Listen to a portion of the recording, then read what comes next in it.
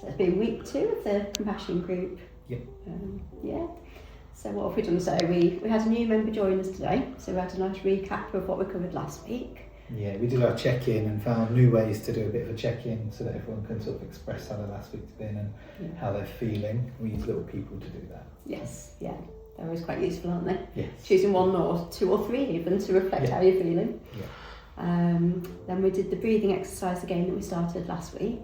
Yeah. And reflected on how people had found practicing it this week. And some people had been practicing it when they were feeling quite relaxed, which was great. Yeah. And I also love the honesty that some people had forgotten to practice it. It's really that's good. Okay as well. Yeah, and there's no judgment in this group either. So if you haven't had the opportunity to, or you've just forgotten to, like I did, that's cool too. So. Yeah, and we were talking about sometimes it being a bit harder to do breathing, and it doesn't work for everybody, and it's about finding different ways of doing that as well. Yeah. So we'll be doing some different sort of breathing exercises, which might work better. Yeah, we always find some people get on better with some than others, don't they? So yeah. So we did some looking at checking in on the things that we're finding difficult using what's called outcome measures. So they were like little sheets like this that rate the things we're feeling at the moment. It gave us a bit of discussion, didn't it? So we looked at how we'd been feeling over the last week and made a note of that, and we'll do that again at the end of the group to see if we've noticed any change in how we've been feeling as a result of coming to the group. Yeah, and I think it was really helpful because it got people thinking about why they come into the group, you know, what they'd like to change. And I really appreciated everyone was really honest about what they were wanting to work on. Yeah. And I think it helped us to find things that they had in common. So, you know, thinking about working on confidence, sort of low mood, relationships with family and carers, those kind of things. So that, everyone was really engaged with that and joined in. Yes, yeah. So, and then finally we moved on to thinking a little bit about this, Yes, my wonderful brain picture.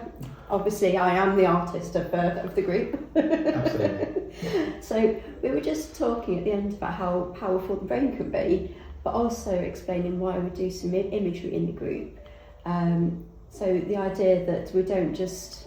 So we started off thinking about, you know, sitting down to eat our favourite meal. So whether that might be a, you know, roast Sunday or a Sunday dinner or Domino's pizza, other pizzas are available. You know, what happens in the body. So when you're sitting down to eat your favourite food, you know, the saliva goes, the stomach starts rumbling.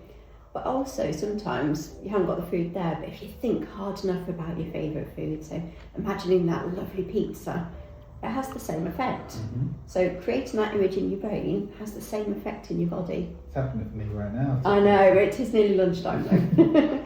We were then thinking about, you know, if you're sitting outside in the sun, you start to feel a bit sweaty, your face feels quite warm. But equally, if it's a cold, cloudy day, if you think hard enough about sitting outside in the sun, again, it has the same effect. Then we moved on to thinking about how it feels if you've got somebody there bullying you, and people were saying that, you know, you might feel sad, depressed, angry, you might cry, feel quite upset. But we all know that we don't need somebody there bullying us, we can do that ourselves. And that led to quite a big discussion in the group, didn't it, around those memories of being bullied and how they just stick in people's minds, and it can make you feel the same way. Yeah, we talk about how flashbacks can kind of do that to you, catch you off guard. Yeah, but then we get a bit cross with ourselves for feeling that way. Yeah, definitely. But then this led us on to thinking about compassion, and if we've got somebody sort of sat beside us being compassionate and warm and caring, it can make you feel happy, relaxed, calm and trusting.